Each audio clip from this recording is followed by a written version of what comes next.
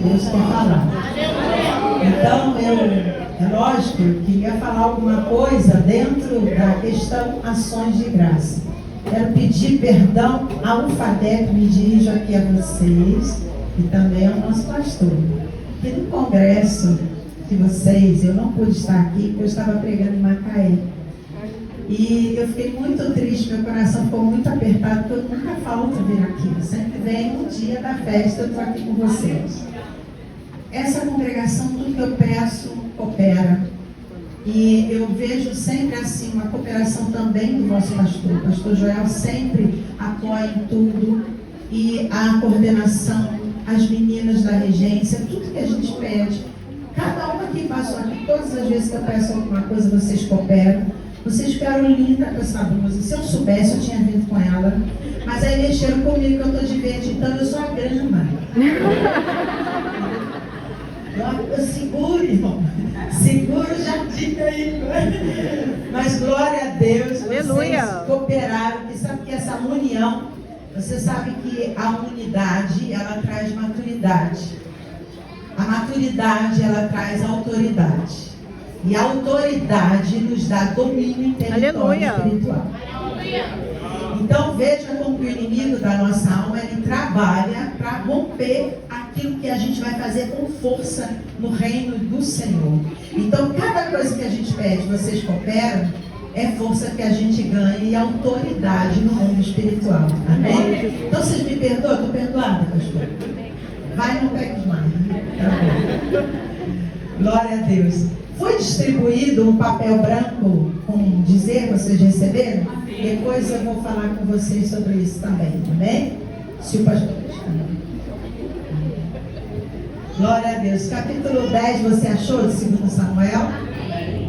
Eu vou ler alguns versículos, não quero ler ele todo, embora são só 19, não são grandes, mas eu quero falar algo aqui, porque são conselhos que Deus está dando para nós, para todos nós iniciarmos o ano de 2026 acertando mais, amém?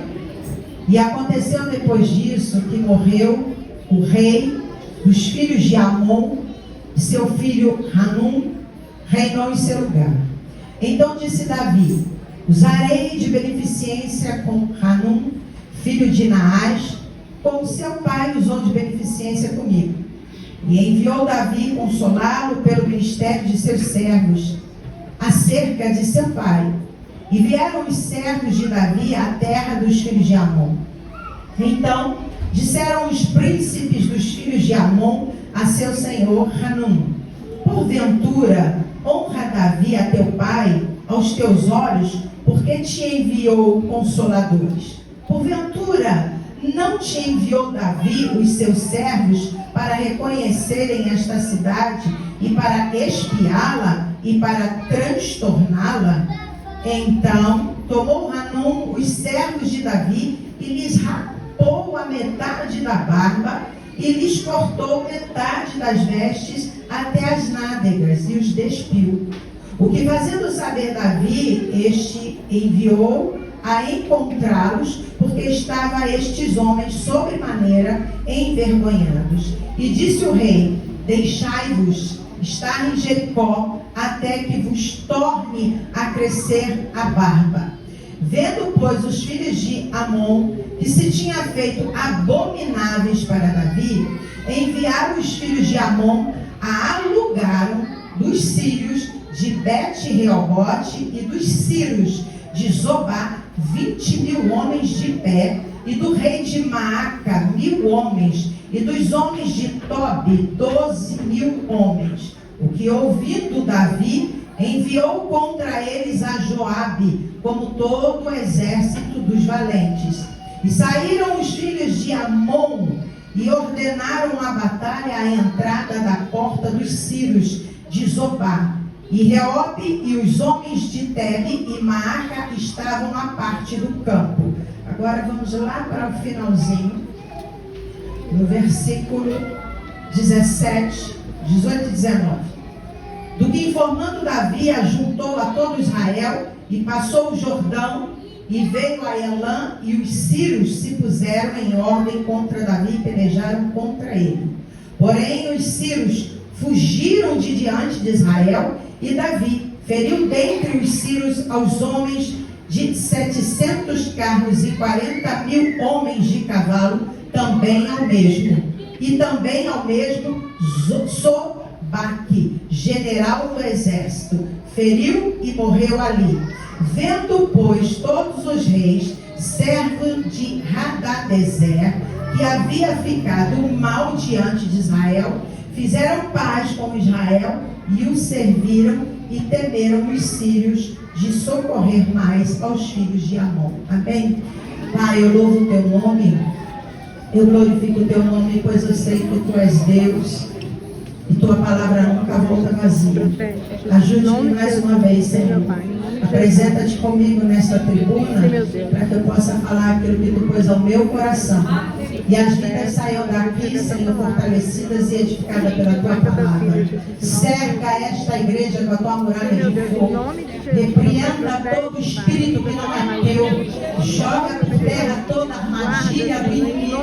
Traz cativamente ao entendimento, à consciência, para que recebam a tua palavra e ela venha fortalecer o espírito, Senhor. Ajude-nos, guarde a minha casa e minha família, enquanto estou aqui fazendo o teu querer. Pois certa da vitória, eu oro a ti, em nome de Jesus. Amém. Você pode sentar? Glória a Deus. Eu quero aqui, antes de falar dessa palavra, vocês receberam um papelzinho, não é? O que está escrito aí? Leia para você o papel. Cada um leia para si. Viu? Leia aí para você. Por que eu pedi para distribuir esse papelzinho? Eu tenho 2 avisos aqui para fazer antes da ministração da palavra. Primeiro, eu quero pedir a toda a igreja, encarecidamente, que você coloque um dia da semana, pelo menos, para orar pela tua casa. E que você, todos os dias, leia a palavra de Deus e ore. Aleluia.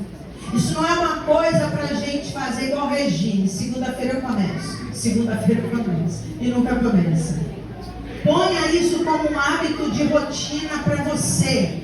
A igreja do Senhor, ela precisa de oração e conhecer a palavra de Deus. Quando você ora e tem conhecimento da palavra de Deus, você é fortalecida. Nós viemos à igreja na média de 3 vezes na semana. E tem pessoas que não vêm nem 3 vezes. Então, como que ela fica nutrida espiritualmente? Cria na tua casa um ambiente de oração e leitura. Eu faço a minha de manhã bem cedo, antes de fazer qualquer coisa. Antes de sair para trabalho, antes de atender paciente, antes de fazer qualquer coisa, eu paro a hora do meu dia e vou meditar na palavra do Senhor e orar. Faça isso, coloque isso com certeza na tua vida. E a outra coisa que eu quero falar aqui é que nós estamos no Janeiro Branco, que muitos de nós conhecemos o Outubro Rosa, o Setembro Amarelo, o Novembro Azul. Cada um deles tem uma referência sobre um ato de prevenção à saúde. E o Janeiro Branco, ele já foi instituído, sancionado lei. Então o Janeiro Branco já é lei. Não é uma coisa de empolgação, de invencionice. Da mesma forma que o Outubro Rosa foi criado com a intenção de um ato de prevenção ao câncer de mama, que é no momento em que você faz o autoexame e você pode perceber antes um problema e poder tratar. Prevenção é muito bom. O Janeiro Branco, ele é exatamente isso no sentido de prevenção à saúde mental e emocional. Se a gente falar isso, irmãos, não é porque é invencionice. Há muitas pessoas que têm preconceito com a questão de um tratamento de saúde mental e emocional, e não é. Há muito adoecimento, e vou te dizer mais uma coisa: se a nossa mente não estiver boa, e uma vez o Senhor me deu uma visão em que eu via um demônio, ele escrevia em volta da mente das pessoas um idioma que eu não conheço. E naquele período Deus me deu um outro sonho também relacionado a jovem. E naquele período eu só preguei em congresso de jovem para tudo quanto é canto aí no Brasil. Porque Deus estava trazendo um alerta. Que a mente estava sendo tomada com coisas que não poderiam ser induzidas no comportamento deles. Nós somos influenciados o tempo inteiro pela mídia em várias coisas. Linguagem, forma de vestir, forma de se relacionar, pessoas com dificuldade até mesmo de identificação da sua sexualidade, porque se há uma conversa que induz, a pessoa já começa a achar que é. A faxineira lá da minha irmã, o filho dela pediu para fazer uma cirurgia de sexo, um garoto virar menina, e depois que foi feita a cirurgia, agora ele quer voltar a ser menino. O que está acontecendo com a humanidade? Por que tanta confusão mental? Por que tanta coisa perturbando a mente? Então, quando o governo chega a lançar isso como uma lei, é porque já está acontecendo algo em muita intensidade. Quando teve, no caso, o Outubro Rosa, é porque estava tendo muitos óbitos de câncer de mama. Então, vamos prevenir. Então, esse papel que você recebeu aí, nada mais é porque o Janeiro Branco, ele nos traz a ideia de que janeiro é início. Por isso foi escolhido o mês de janeiro, é início. Nós sempre nos propomos metas. Início do ano, começo. E branco porque fala de uma página em branco, de você ter a capacidade de reescrever tua história, de ressignificar tua vida, de aprender que pode mudar, que pode transformar. Há muitas pessoas, pastor Joel, que estão dentro da igreja, mas não estão sentindo a presença do Senhor. E algo divide a mente. Há uma luta na nossa mente. O diabo quer e Deus quer. Então eu alimento com aquilo que de repente circula mais o meu pensamento. Quanto mais eu começo a colocar dentro de mim, sou fraca, não posso, sou incapaz, eu vou fortalecendo esse pensamento, e na medida que eu fortaleço esse pensamento, eu ajo.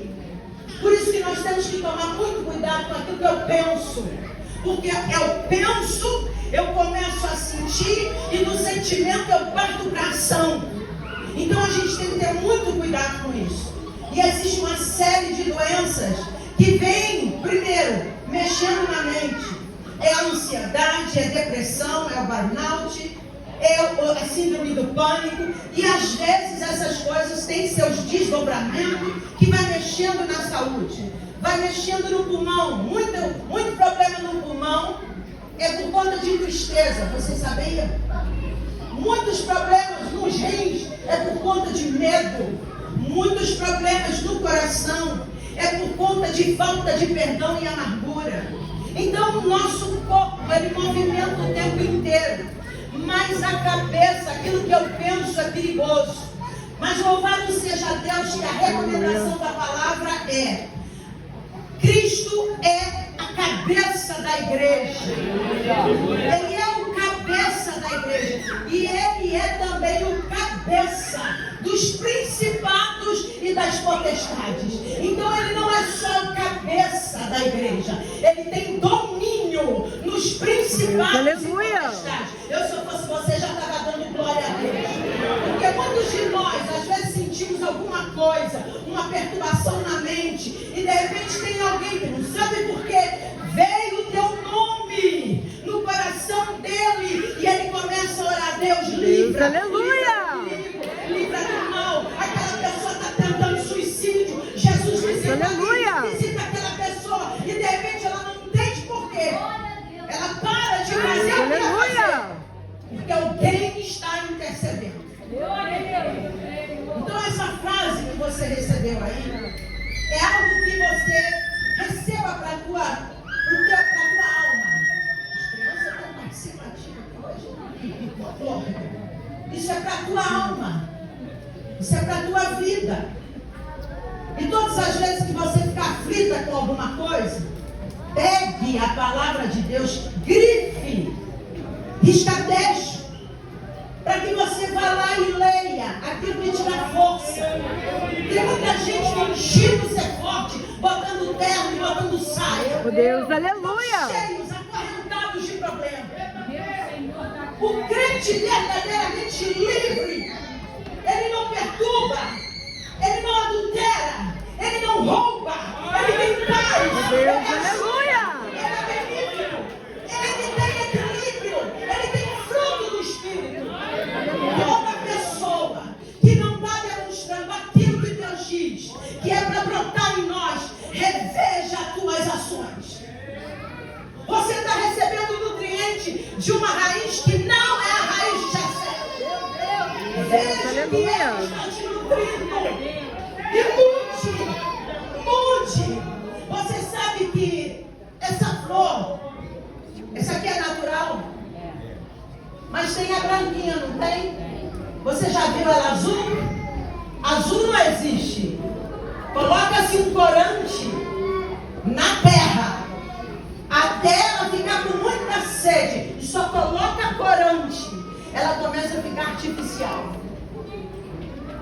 Quando eu não sou regada por essa palavra, eu começo a ficar artificial.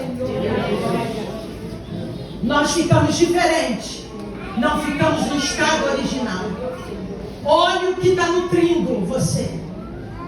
Nossos sinais de entrada, olhos, ouvidos. O que você coloca aí para ver na frente da tua televisão? Passa tempo em redes sociais. Cuidado que toma o teu tempo, toma a tua mente e toma a tua ação. Eu tive um encontro de umas irmãs e uma irmã veio conversar comigo. O marido dela, um obreiro criado na igreja, mas está viciado em pornografia. Ela disse: Jaqueline, eu não sei o que eu vou fazer. Eu disse: comece a conversar com ele. Porque o nosso cérebro entende o seguinte: a pornografia, ela faz a pessoa sentir um prazer de forma que Deus não colocou em nós. O sexo é para ser durante o casamento. E é para ter sempre a corte. Nunca um homem deve procurar a mulher sem primeiro cortejar. É o preparo do sexo. Está demonstrando que é amor. Quando o cérebro entende que você se masturba, desculpa o que eu estou falando, viu, pastor? Mas a masturbação vai informar você que aquele é um ato rápido e prático. Mas esse não é um método natural. Deus sabe do que eu estou falando isso aqui. Aleluia! Deus sabe. E quando você vê, você começa a adoecer por um monte de coisa. E logo depois rompe casamento. Rompeu o casamento, o diabo entrou na família. Ele não tem mais prazer com a mulher dele. E ele começa a passar instrução dentro de casa. Filho começa a ver. Primeiro lugar de aprendizado é dentro de casa. Filho começa a ver. E ele começa a imitar comportamento de pai e de mãe. E a gente não entende. O que está acontecendo com esse menino? Ele nunca foi assim. Alguma coisa ele viu. Eu deixo essa recomendação aqui para que você tome muito cuidado. Guarde a tua saúde mental e emocional. Não está se sentindo bem? Nós temos homens de Deus e mulheres de Deus que sabem ouvir problema e guardar. Eu digo sempre para as irmãs lá no círculo de oração: nós não somos fofoqueiras. Deus, aleluia. Nós não somos disseminadoras de confusão. Nós somos desarmadoras de bomba, não é isso, Lúcia? Desarmadoras de bomba nós somos. Quando chega algum problema, nós temos que sentar e debaixo da sabedoria do Espírito de Deus e da palavra, orientar essas mulheres e homens que chegam até nós. Meu Deus! Não é dar qualquer conselho, não é falar qualquer coisa. Peça ao Senhor, me ajuda, Senhor. Fala o que eu tenho que falar para essa pessoa. Então você tem homens e mulheres de Deus capacitados dentro da igreja.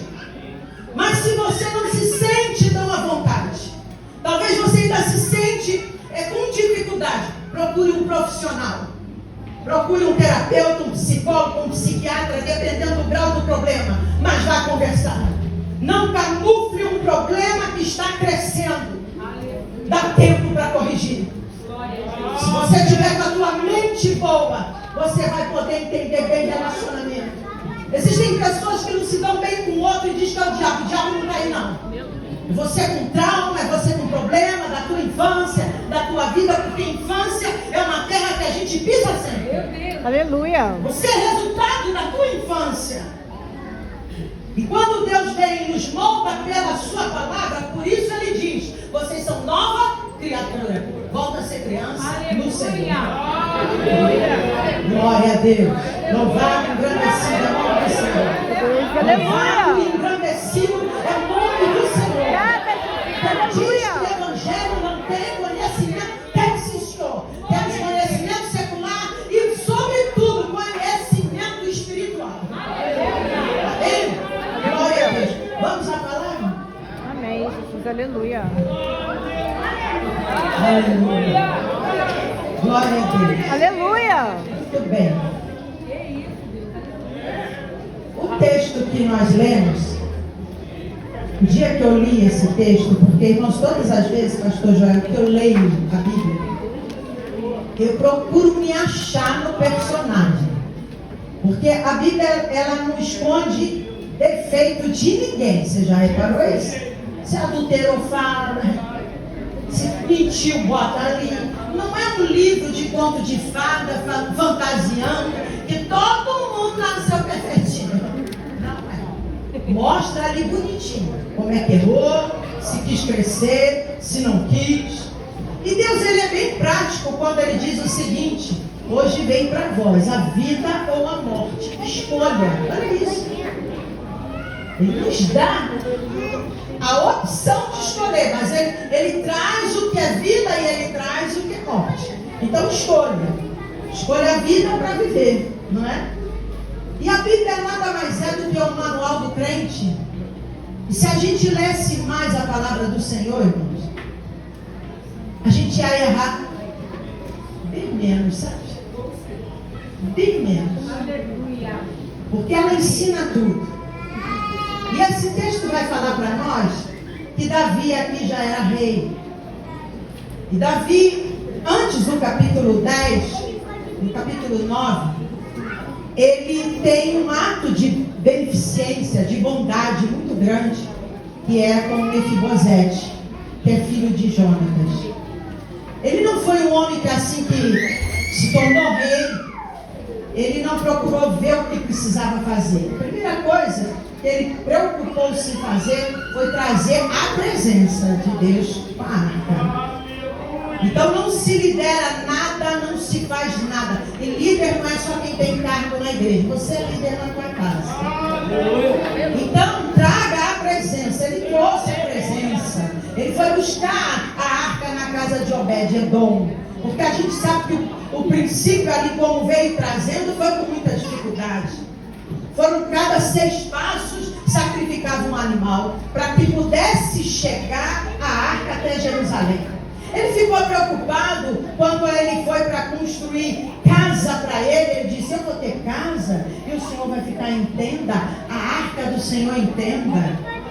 Isso tudo a gente tem que prestar atenção, porque lá na frente a gente vai ver Davi já nem tanto se preocupando mais, não é? Você vê que isso muda o nosso coração. Por isso Deus deixou isso aqui escrito.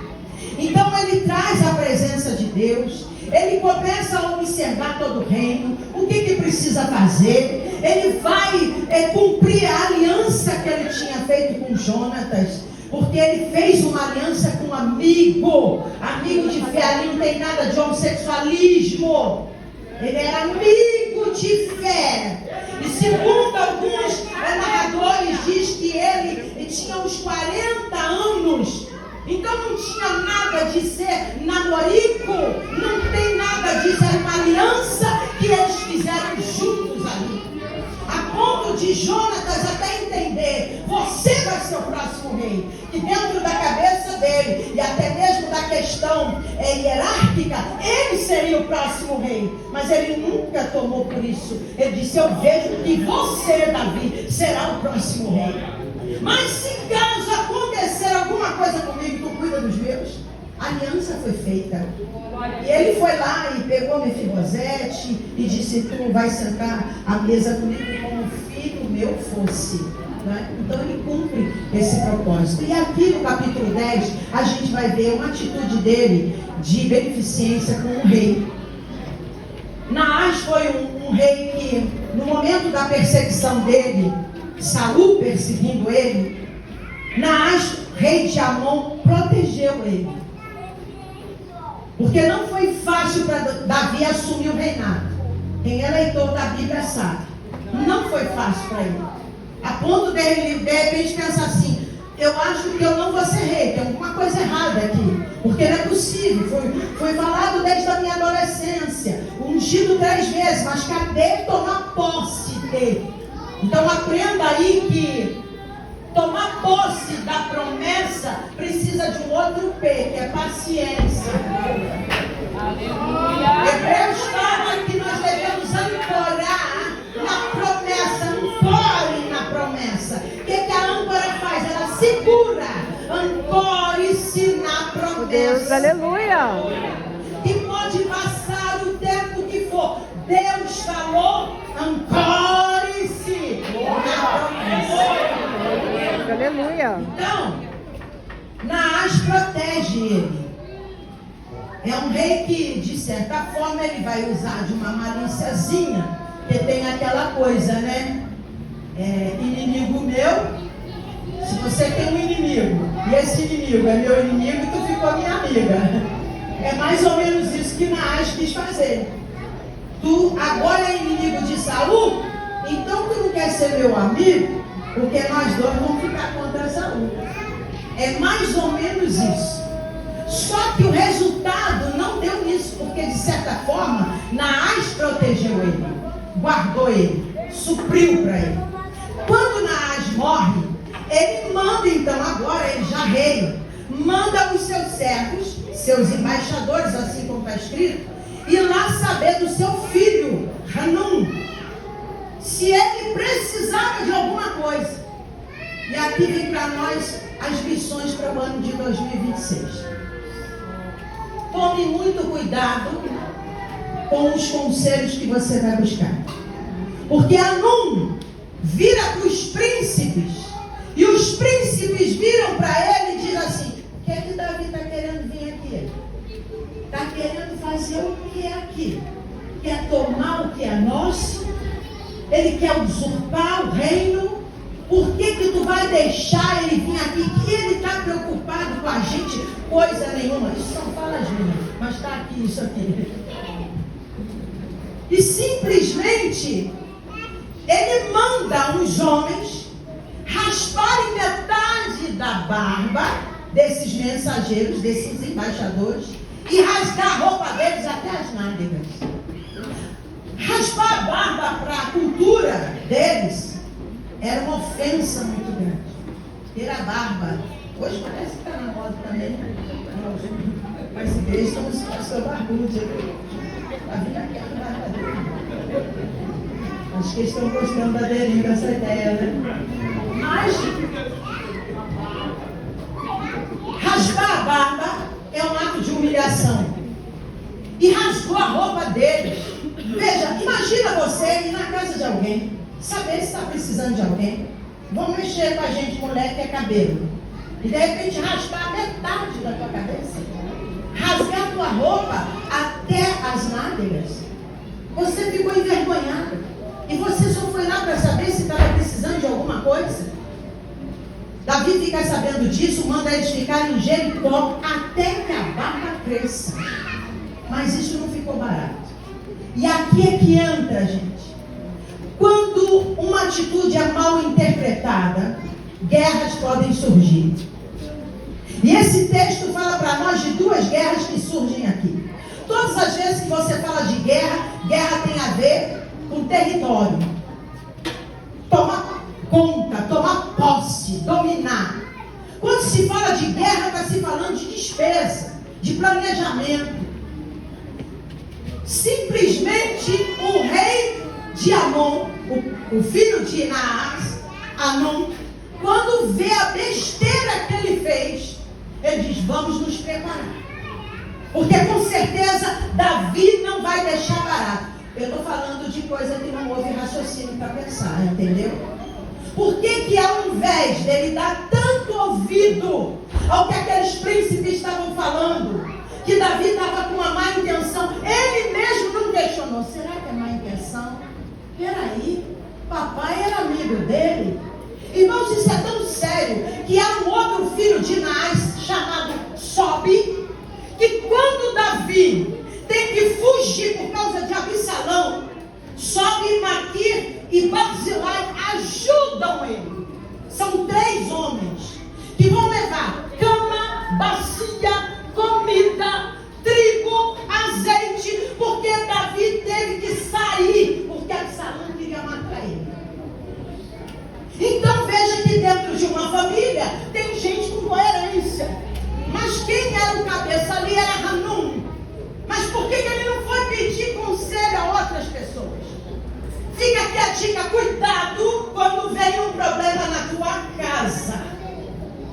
Cuidado quando chega um problema. Um dos nomes que Jesus recebe é maravilhoso conselheiro. Então você tem acesso ao maravilhoso conselheiro. Deus, aleluia. Deus forte, Pai da eternidade, príncipe da paz. Aleluia. Então a gente erra por besteira. Eu vivi uma situação, irmão, que Aleluia. na hora o inimigo tramou, olha, você faz assim, e você faz assado e tal. Eu estava num evento muito grande, não era um evento evangélico, mas era um evento do trabalho do meu filho, onde muitas pessoas importantes, jornalistas ali e tal. Menino, pensa numa coisa que veio assim pronto para estourar. Mas eu contei até 10. Deus, aleluia. Olhei toda a situação e comecei a planejar. Se eu faço Deus, assim, aleluia. o resultado é assim. Se eu me calar, é melhor. Aleluia. Chorei por dentro, é melhor. Fica quieta, guarda o silêncio, a salvação. Fica quieto, porque é um Deus que a Bíblia diz que todas as almas são dele. Então, até quem não é crente, Deus mexe, Deus muda, Deus move, Deus remove. Mas quando você ora e confia o teu problema ao Senhor, a tua alma tranquiliza e Ele toma o governo da coisa e resolve por você. Eu esperei passar 3 dias e depois eu pude ter a conversa com total equilíbrio. Porque na ira, a ira ela tem um sentido de injustiça. Toda pessoa irada, ela se sente injustiçada. E a pessoa injustiçada, ela quer ganhar de qualquer jeito. Ela quer que a causa dela seja resolvida do jeito dela. Ninguém nesse momento da ira consegue ter a empatia, que é o movimento de ficar no lugar do outro. Você quer resolver que está fervendo tudo dentro de você. E nessa hora, vou eu entrar aqui com um pouquinho da ciência para explicar. Nessa hora que você está irado, esse ladinho aqui não funciona. Nosso córtex pré-frontal não funciona. Onde vai funcionar? A amígdala, aqui, teu lado primitivo, o teu lado todo é resolvido para brigar. Eu vou brigar, eu vou resolver. Mas quando você respira, você oxigena o cérebro, você conversa com a tua alma, você conversa com Deus, alguma coisa começa a entrar em harmonia dentro de você. Simplesmente Hanum precisa pedir, então agora ajuda. A Bíblia diz para nós aqui que ele contrata mercenários. Ele vai buscar sírios de ponta a ponta. São 33 mil, faça conta. 33 mil que ele contrata. Olha a despesa aí para a guerra. E Davi fala para Joabe, vai Joabe e vai Absai. Vão para a guerra. E começa a batalha. Joabe, que é o chefe do exército, diz o seguinte: eu observei que eles estão me cercando. Eles vieram para um lado e vieram pelo outro. Absai, vamos fazer o seguinte: você fica de um lado lutando com um grupo, e eu vou ficar de costa para você lutando com outro grupo. Quem for mais forte ajuda o outro. Se você conseguir eliminar rápido esse grupo, vem pra cá. O que a gente aprende aqui? Que na hora de batalha, a essência de equipe funciona. Deus, aleluia. Quando tem batalha, tem que ter em essência equipe unida. Aleluia. Quando se sabe que alguma coisa está se levantando contra a igreja, não tem denominação, se une em oração. Deus, aleluia. Eu fui pregar ano passado numa igreja e que estava lá o secretário de segurança do estado do Rio. E quando eu falei o que Deus estava falando da estratégia de Esther, que quando ela convoca o jejum, ela diz para todo o povo jejuar. Esther simplesmente convoca uma unidade, com autoridade e sob governo territorial. Deus, aleluia. Ela diz, não é só eu e nem as minhas moças, todo Israel vai jejuar comigo. Ela se veste de vestes reais. Se vestir de vestes reais é se vestir do reino, é tomar posse da promessa de Deus. Você não vê falar de Deus, mas quando ela se veste de vestes reais, ela está dizendo, mais do que as vestes reais, de mulher de Assuero, eu sou de Israel. Aleluia. Quando houver uma guerra, haja unidade. Aleluia. Ele disse, tu luta daí, eu luto daqui. Se eu estiver ganhando, eu viro com toda a minha equipe e vou para você para ajudar. Não tem resistência maior. Nós estamos ali no alfabeto, eu coordeno, tem elas. Ali para mim, eu não vejo primeira, não vejo segunda, não vejo terceira. Deus, quando olha do alto, ele vê uma equipe trabalhando. Ele vê um exército fazendo. Deus, aleluia. Quando Moisés ele foi para a batalha, o cajado estava na mão dele. É domínio. Mas lá embaixo na guerra contra os amalequitas, quem é que estava? Josué. Ele cansou, Moisés cansou, porque guerra demora. Guerra demora. E no demorar dessa guerra, os braços dele cansou. Mas Arão e Ur não tomou o cajado da mão dele. Segurou o braço dele. Aleluia. Botou uma pedra para escorá-lo. Essa pedra nada mais é que a rocha que é Cristo. Escorado nele. Braço sustenta a guerra lá embaixo venceu. Quando a gente entende essa hierarquia, irmãos, vai tudo muito bem. Eles venceram a guerra. Só que os sírios não gostaram disso. Quando eles veem que eles perderam a guerra, aqui, olha, acontece 2 guerras por causa de um mau conselho. Olha que coisa séria. É para você guardar isso. O dia que eu li isso, eu falei, eu absorvi, você lembra? Com muita força para dentro de mim. Conselhos errados têm resultados terríveis. Aí, os sírios ficam sabendo que os amonitas tinham perdido com a ajuda que tinha sido enviada. Eles convocam agora todos os sírios para vir contra Israel. E Davi diz, pois agora vamos todo mundo. Foram todos, porque veja bem, Davi estava governando ali. A ideia era boa, mas agora ele não podia recuar, porque estava pondo em jogo todo o Israel. Ele vai agora em luta. E a Bíblia diz para nós que ele vence. E os sírios ficaram tão apavorados, mas tão apavorados com o que aconteceu, porque o número que fala aqui do que morreu foi muito grande. Fala aqui, olha, versículo 18. Porém os sírios fugiram de diante de Israel, e Davi feriu dentre os sírios aos homens de 70 carros e 40.000 homens de cavalo. Você tem noção do que é isso? Tinha acabado uma guerra. Pensa bem, irmãos. Porque não é ferir o carro, está ferindo quem está carregando o carro. E destruiu o carro. Você tem noção da violência que foi isso? E aí eles dizem aqui, olha, vendo pois todos os reis, servos de Hadadazer, que era dos sírios, que havia ficado mal diante de Israel, fizeram paz com Israel e serviram Aleluia.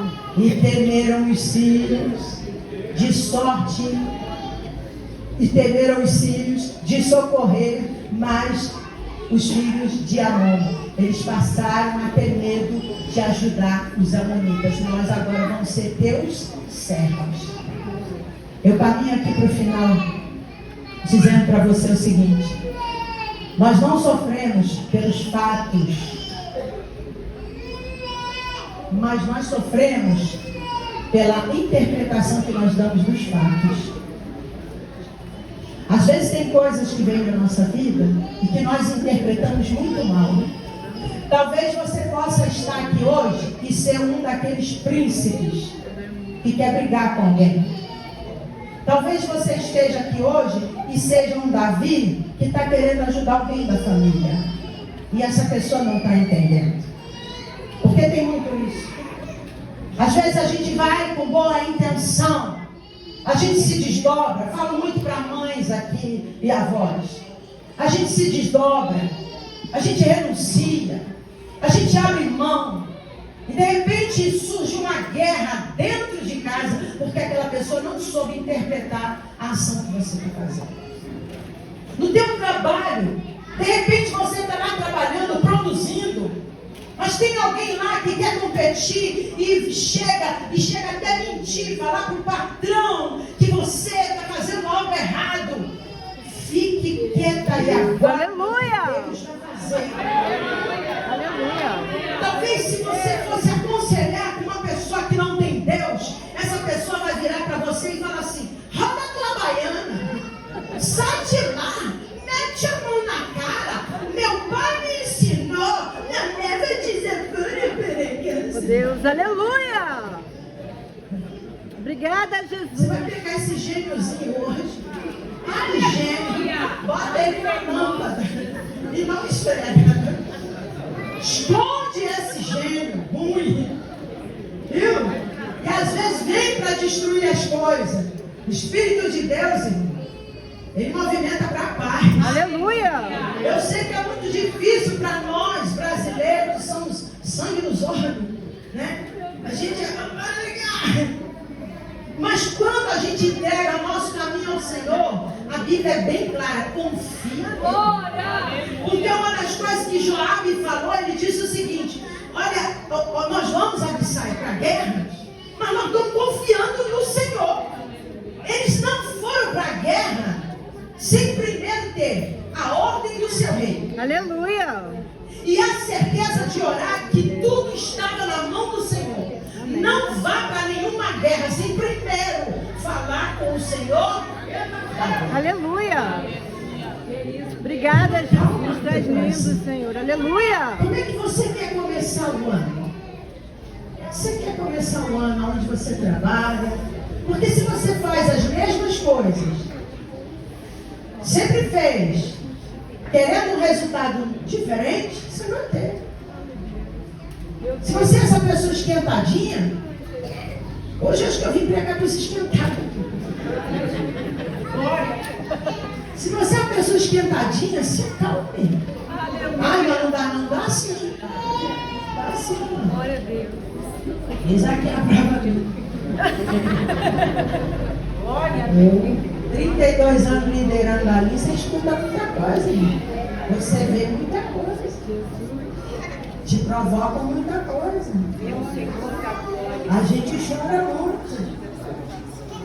Mas eu vi Deus dar vitória em tudo. Deus, aleluia. E continua dando vitória. 32 anos, eu vejo às vezes pessoas começam a ir pregar. Tu está pregando, a gente, tu viajou. Você está vendo. Eu vejo pessoas aí que começam a sair para pregar, pastor. Eles reclamam. Porque é muita dificuldade. Aí, Lúcia, não sabe de nada, né? Nós já dormimos. Não vou nem falar o lugar. Mas nós já fomos para uma igreja para pregar, sabe? E um outro pregador estava no hotel, mas nós estávamos aonde? Deitados no chão. Nosso corpinho ficou marcado dos tacos do chão. Tinha morcego voando. Imagina a mulher dormindo numa casa com morcego voando. Vamos lá, meu Deus, mandando. Pensa. Irmão, tem de tudo. Aleluia. Já fui pregar em lugar aqui. Volta, minha filha. Vim de São Paulo. Não tem a chave da tesouraria. Não tinha um pastor, não tem chave da tesouraria. Eu disse, irmão, quem me trouxe me leva. Glória a Deus. Aleluia. Estou viva até hoje. Glória a Deus. Quando eu Aleluia. fui pegar lá, eu tinha tido uma crise de labirintite. Já contei com vocês aqui. Fui parar no hospital, morre. O médico não sabia o que fazer, né? E eu estava querendo parar com a obra. Aí Deus falou, tu tá de gracinha? Eita Deus. Estou eu lá, aqui no como chama esse hospital aqui em cima? Alcides Carneiro. Não, Alcides não. Como é que é o outro? Foi o sanatório. Estou eu lá e passo uma mulher no corredor de madrugada orando, mãozinha estendida. Senti um calor nos pés, a cabeça, sentei na cama. Eita glória. Eu vou-me embora Deus, para casa. aleluia. Ela tem que assinar um termo de responsabilidade. Se ela chegou aqui morta, falei, eu vou para casa que eu já estou boa, me dá aí que eu assino agora. Fui para casa, estou eu em casa, pastor Anderson Faria liga para mim, e aí, missionária, tudo bem? Eu, vai, tudo bem. O crente que é esperto é assim, né? Entrega tudo bem. Vai tudo bem, eu não sou disso nem, mas vai tudo bem. Né? Falei para ele disse, o senhor viu quando tu chegou naquele hospital e ali tu ia ficar, mas só porque tu disse que ia parar, ele agora vai triplicar o teu serviço. Eu disse, nunca mais vou parar, senhor, nunca mais vou parar. Fui eu andar de avião pela primeira vez. Eu estava pior que tu, porque eu fui sozinha. Tu imagina, tu sai de uma alta hospitalar e vai pegar um avião e aquele pessoal entrando naquele túnelzinho assim, sabe, irmão? Agora já viaja, eu sou metida. Eu sou internacional. Eita glória. Aleluia. Jesus, estou com a coisa da minha vida. Aleluia. Guarda tuas Aquele filhas. túnelzinho assim, eu falei, ô moço, aqui vai bater de avião, moço. Imagina a vergonha, gente. Ele que pessoal pensador, que pensa dúvida. E fui quando cheguei lá, sentei na poltrona, eu, Jesus, toma conta, Senhor, me ajuda. Porque eu tinha passado mal, irmãos. Eu tinha saído do hospital e fui viajar, sozinha. Tá? E aí estou eu lá no avião, quando o avião levantou o voo, lá em cima eu disse, esse território aqui eu conheço. Aí eu relaxei.